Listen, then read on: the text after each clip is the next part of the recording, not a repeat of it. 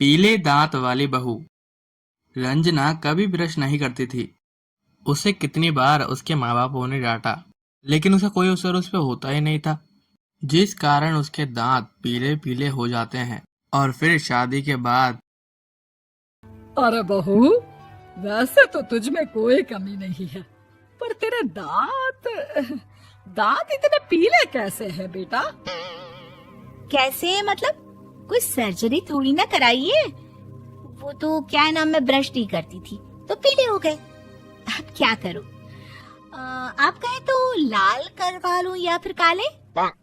यार ये क्या है, क्यों माँ से लड़ रही हो? लड़ रही हूँ? अरे मैं लड़ रही हूँ या ये बोल रही है कि दांत पीले हैं, पीले? अरे तपस्या थोड़ी ना की है इन्हें पीले करने के लिए। बकायदा ब्रश नहीं किया है 20 साल तक, तब जाकर। छी, कैसी बात कर रही हो? ये उस वक्त तो पीले नहीं थे जब हम लोग तुम्हें देखने आए थे। अरे तब साफ करवा लिया होगा डेंटिस्ट के पास जाकर। अब देखो कैसे पीले पीले लग रहे हैं। रंजना सास की तरफ गुस्से से देखती है। फिर शुरू हो गई पीले पीले पीले। अरे पीले तो तब भी थे जब मेरे हाथ का रसगुल्ला उड़ा उड़ा कर खा रही थी और बोल रही थी, लड़की नहीं गुणों का खजाना दे रहे भाई साहब आप। खैर, अब करते भी तो क्या करते, पीले दांत वाली बहू पल्ले पड़ ही चुकी थी। एक दिन कीर्तन में रंजना गाना गा रही होती है। अरे कमला बहन, माँ का द्वार है, यहाँ तो सब शुद्ध होकर आते हैं, फिर अपनी बहू को ब्रश भी नहीं करवाती तुम। दूर से पीले पीले दांत भक्ति में बाधा उत्पन्न कर रहे हैं। अरे कोई 2 साल की बच्ची थोड़ी ना लेकर आई हूँ मैं बहू बनाकर। अच्छी खासी लड़की है, अरे कैसे करवाऊं ब्रश? ये तो उसे खुद करना चाहिए ना। अब माँ बाप तो इसके जैसे तैसे निपटा दिए, ये नहीं सोचा कि सास कैसे संभालेगी। सास बहू को लेकर घर आ जाती है और सोच लेती है कि बहू को लेकर कहीं नहीं जाएगी। अरे क्या हो गया, मंदिर नहीं जाना क्या? कीर्तन का वक्त हो रहा है। मेरी मधुर वाणी से कान्हा जी जागते हैं और सोते हैं। आप तो जानती है ना उनकी भक्ति में कितना मन लगता है मेरा। वो क्या है ना, तबीयत ठीक नहीं लग रही है मेरी, आराम करूंगी मैं। तबीयत ठीक नहीं लग रही? अभी तो मिथुन के गाने पर नाच रही थी आप, और अब बोल रही है कि तबीयत ठीक नहीं लग रही। अरे भक्ति में मन लगा लो सासू माँ, ऊपर जाना है, क्या मुंह दिखाओगी आप? हाँ, सास को बहू की बात पर गुस्सा आ जाता है। मैं क्या मुंह दिखाऊंगी, इसकी चिंता तो ना कर, समझी? अपने मुंह की चिंता कर, जो ये पीले पीले दांत लेकर हर जगह पहुंच जाती है। पता है लोग कितना मजाक बनाते हैं। ना जी ना, मैं नहीं जाना कहीं तेरे साथ। तो ये बात है। कोई ना, मत जाओ, मैं अपने कमरे में ही बैठकर भक्ति कर लूंगी। ऊपर वाला दांत थोड़ी ना देखता है, मन देखता है, भावना देखता है। और अरे बस बस, तू सब कुछ दिखा, बस ये सफेद चमकदार दांत ना दिखाना किसी को, है? जा यहाँ से।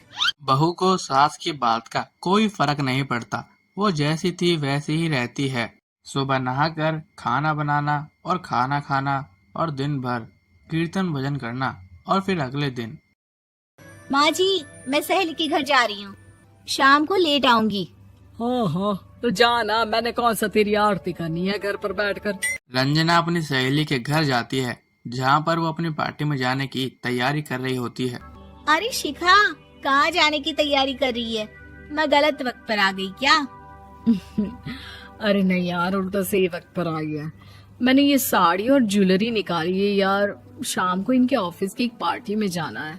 बताना कैसा लग रहा है ये सब? नहीं यार, इस ड्रेस के साथ तो वो वाली ज्वेलरी अच्छी लगेगी। हाँ हाँ, सही बोल रही है, मैंने ध्यान ही नहीं दिया। वैसे तो हमेशा से मस्त फैशन सेंस रखती है। तो बड़ा जाती होगी ना पति के साथ पार्टी में। रंजना कुछ नहीं बोलती, बस सोचने लग जाती, काश ये बात यार सच हो जाती। पर मैं क्यों नहीं जाती पार्टी में? क्या इनकी कोई पार्टी होती ही नहीं होगी?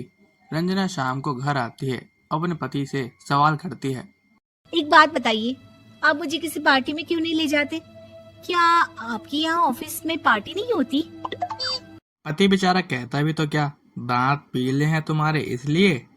अरे कोई पार्टी होती नहीं हम लोगों के ऑफिस में, तो कहाँ से लेकर जाऊं? और मार्केट, मॉल, कहीं वीकेंड घूमना, कहीं तो। अरे यार, सारे हफ्ते में एक छुट्टी मिलती है तो सोचता हूँ कि आराम ही कर लूँ। क्यों? रंजना मन मारकर रह जाती है। पहले कभी सास के साथ मंदिर जाया करती थी, अब सास ने भी ले जाना बंद कर दिया है। घर बैठे बैठे रंजना बोर हो जाती है। तभी उसे आइडिया आता है कि वो मायके जाने का सोचती है। सासू माँ, 2 दिनों के लिए मम्मी के घर जा रही हूँ। अच्छा ठीक है, आराम से जा। और हाँ, माँ से कुछ अच्छी आदत सीख कर आना कि कैसे शरीर के हर भाग की तरह दांतों की सफाई भी जरूरी होती है, समझी? शुरू हो गई ना आप। वो लोग आपकी तरह नहीं है कि छोटी छोटी बात का बतंगड़ बना दे। उन लोगों के लिए मैं मायने रखती हूँ, ना कि मेरे पीले पीले दांत। रंजना माँ को बिना बताए उनको सरप्राइज देती है, लेकिन जैसे ही वो दरवाजा खोलती है तो देखती है कि सभी कहीं जा रहे होते हैं। अब माँ, काश रंजना दीदी के दांतों वाली प्रॉब्लम नहीं होती तो वो भी हम लोगों के साथ चलती ना बुआ जी की बेटी की शादी में। हाँ बेटा, लेकिन अब उसे कौन समझाए कि उसको उसके पीले दांत नहीं दिखते, लेकिन उसके आसपास के लोगों को कितना एम्बैरेसिंग फील कराते हैं। मुझे तो कितनी बार उसके स्कूल की टीचर ने शिकायत की कि उसके साथ कोई लड़की बैठना भी नहीं चाहती और ना ही कॉलेज में कोई उससे बात करना चाहता था। लेकिन पता नहीं क्यों उसे ये बात समझ में ही नहीं आती। कोई कमी नहीं है उस लड़की में, बस यही कि दांत पीले हैं। वो तो भला हो जीजा जी और उनकी माँ का, जो दीदी को जैसी है वैसे ही रखा हुआ है। रंजना को अपने घर वालों की बात सुनकर बहुत दुख होता है। वो सोचती है कि वो क्या करे, लेकिन फिर वो सीधा डेंटिस्ट के पास जाती है, अपने दांत चमकवाती है और वो कसम खाती है कि वो अपने दांत डेली ब्रश करेगी। अरे क्या हो गया?